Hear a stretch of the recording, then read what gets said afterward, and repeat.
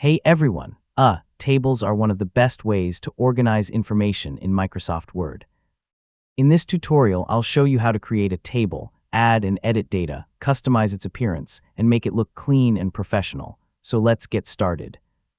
First, open Microsoft Word and create a new document, or open an existing one where you'd like to insert a table. Click where you want the table to appear before adding it. Now select the Insert tab and click Table. Move your mouse across the grid to choose the number of rows and columns you need, then click to insert the table. If you need a larger table, you can also choose Insert Table and enter the exact number of rows and columns. Once your table appears, click inside any cell to begin typing.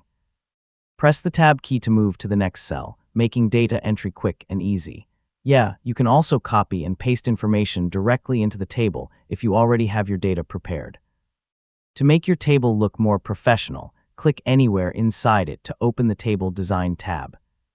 From there, you can apply built-in table styles, change border colors, add shading, or highlight the header row for better readability. If you need to change the table later, select a row or column and use the Layout tab. You can insert new rows or columns, delete existing ones, merge cells, or adjust the size of each row and column to fit your content. And that's how you create and customize tables in Microsoft Word. Whether you're organizing schedules, reports, or data, tables make your documents easier to read and more professional.